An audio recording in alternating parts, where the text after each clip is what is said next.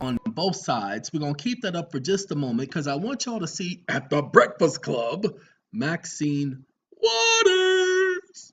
And she's going to talk about something because I keep telling you that she's the one who helped me understand the administrative process.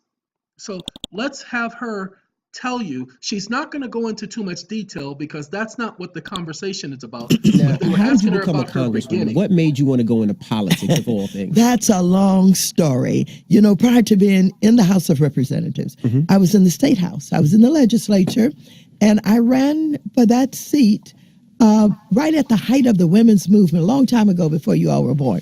And so, it really was at the height of the women's movement, and women were being encouraged to run. And I was in the Head Start program. And You gentlemen, she's not talking about the Head Start program for the House of Representatives. She's talking about the Head Start program for a school known as 112th Street Elementary. Head Start program where she was there, my mother was there, and another young lady, you know what? Claudia McGregor. These were the three. They were three peas in a pod, all three friends, best friends. They got along, hung out, talked, discussed everything. That's what she's talking about. Let's continue. And I'd been organizing in the communities, getting mothers involved, getting parents taking control of their children's educational destiny and all. She created a program called the Watts Labor Community Action Committee. Now, this is not for me to do a history of Maxine Waters, but let's do right here. No, we don't want to do WLCAC. We're going to do Google W period, L period, C period, A period, C period. Watts Labor Community Action Committee. I know what it stands for because, like I said, I was part of the Watts Labor Community Action Committee, WLCAC. At first, it's on 109th Street and Central Avenue. This is Central Avenue, this is 109th Street. Okay. At first, you know what? It's not. I apologize. They moved it. It was originally on 108th Street. The Watts Labor Community Action Committee, when they first got started, was out of an old abandoned building where they had just rented. And so I didn't even know they had a homeless shelter, everybody. But when she started this, the building was pretty much run down. They were running it. They set up a classroom. We would go there every day after school. Okay, we had to spend an hour there, but part of the spending an hour there after school was that they would get us a job. Okay, by getting us a job, and believe me, when I tell you that my first job, I was being paid $2 more per hour than my own mother, and my sister, who had a job at the very same facility, I was being paid $1.20 more than she was getting paid. Okay, I was getting paid the same amount a person working 40 hours a week at minimum wage was. I was being paid twice their salary and getting the same amount as they would get for half of the time. I got that through this organization set up by Maxine Waters. That's what she was talking about in the video, about helping parents, helping families. She contacted my father about me and my sister. I never really met Maxine prior to that. Oh, sorry, can't do that. Can't do that. Can't do none of that. Can't do that either. There we go. I never really met Maxine. Maxine and I never really discussed anything prior to that. She had only seen me around the house, hearing me say hello and goodbye. That was it. But she heard enough by me being around my brothers and sisters and other people and people talking about me as a child, talking about Poindexter, Brainiac, you know, the stuff that they called people who were more articulate. You are very articulate, young man. That stupid stuff. And so she asked my father about me and my sisters. My other brothers and sisters were not even considered. Just me and my sister who is 10 months older than I am. And we were both part of the program. And when she got us into the program, I was a lone wolf. I didn't really want to be a part of any of that. I saw that she was trying to prepare people because that's what they would talk about in some of the after school classes, preparing people for being part of the political system. You heard her talk about being part of the political system at the very start. Ladies and gentlemen, I didn't want to be anybody's leader, did not want to be a part of the political system, did not want to run for any politics. Could I have? No, I'm one of Jehovah's Witnesses. I do not get involved in any of the things that are considered part of this so-called world. Politics being the number one thing. Why? Because I'm not going to serve no group, not going to serve no flag, not going to salute no stupid piece of cloth. I dedicate my life, I give my allegiance to the flag of the that sorry, whew, I almost let a curse word come out of my mouth. Why would I give my life for a piece of cloth?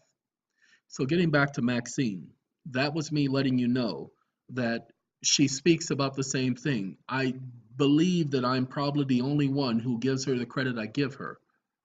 For the fact is, she taught me how to fill out applications at that class. And she was the one teaching us. She didn't have an aide teaching us, although from time to time aides would come in. She was the one doing the talking. Okay, taught us how to fill out applications, taught us how to read policies, taught us how to complain to a supervisor and the proper way for doing so. She taught us the administrative process. So when I tell you about Maxine Waters and my getting my start, and everybody want to say that the woman is supposed to be crazy, Maxine Waters is anything but crazy. She's anything but dumb. Could she be manipulative? Of course she can. She's a woman. Oh, no, he didn't just say that, did he? Yes, I did. I said it because that's how I talk.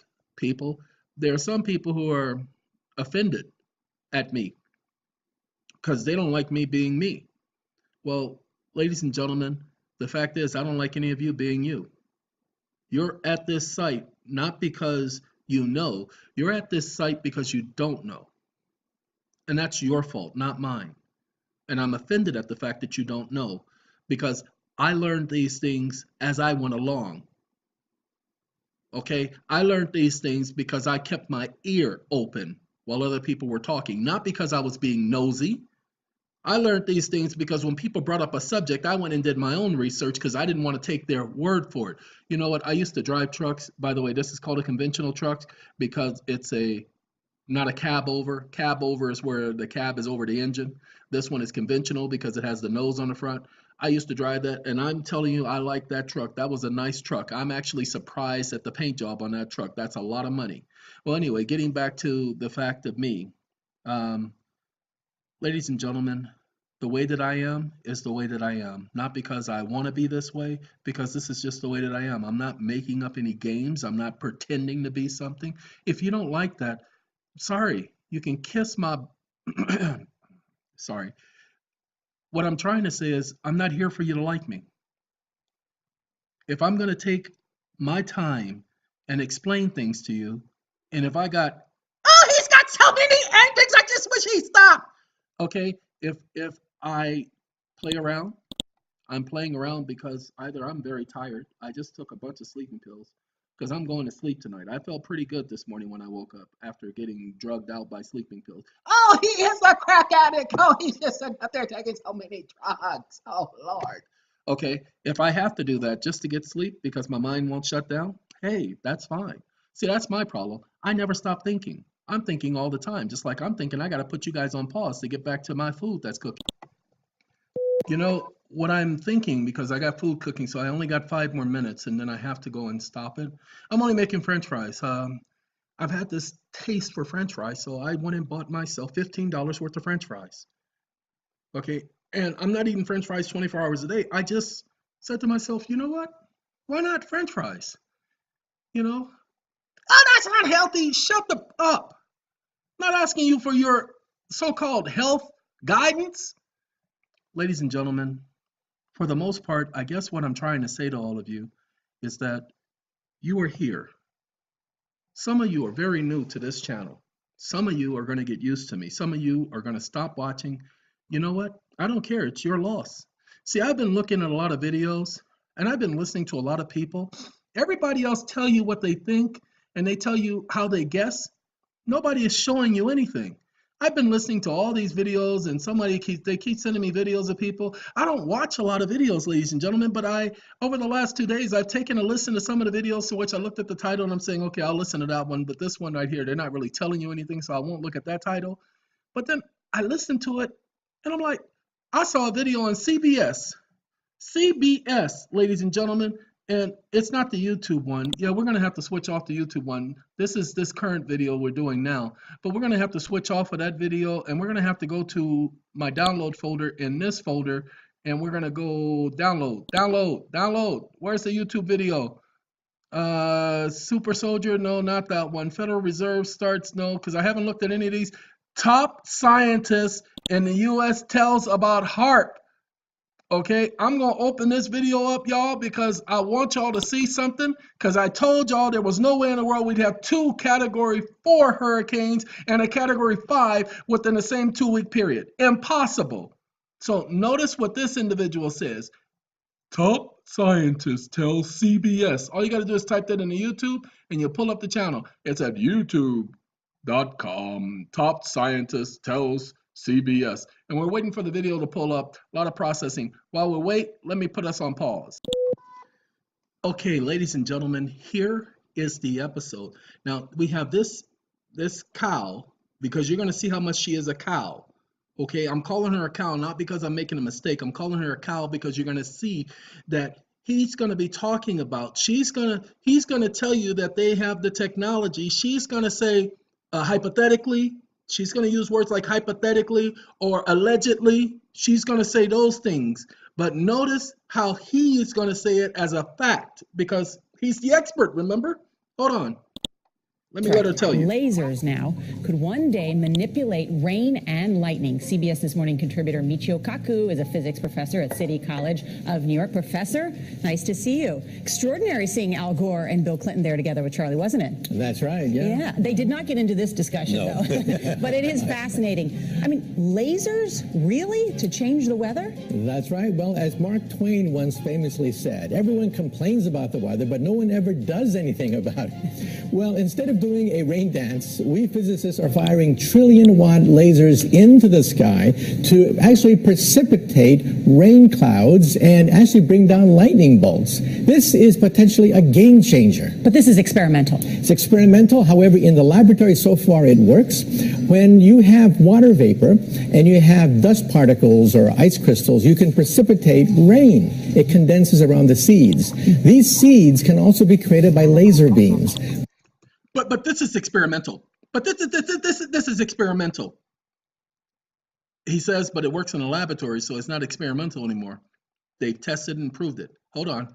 By firing trillion-watt lasers, you rip apart the electrons, creating what are called ions, and these ions act like seeds, like dust particles, bringing down rain and even lightning. Go ahead. Well, this fascinates me in part because, too, I remember reading the stories that China had used this during the Olympics, that the USSR had used this after Chernobyl to create rain clouds. I mean, did those really work then? We have some of these capabilities now? Inconclusive. Even in the 60s, the CIA used this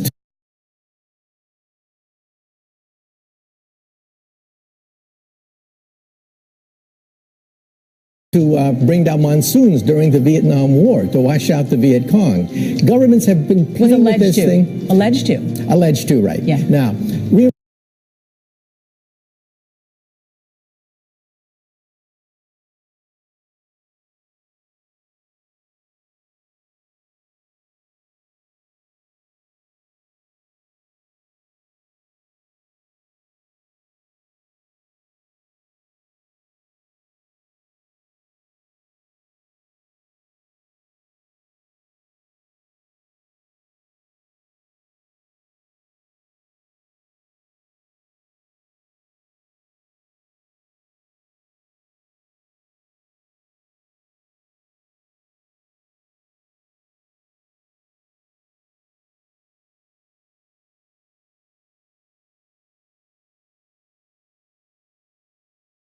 is that for decades now, these governments have been alleged to have experimented with weather control, but nothing conclusive.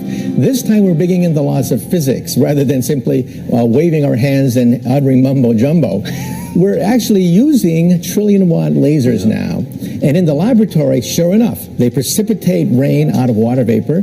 Sure enough, you can actually bring down electricity down the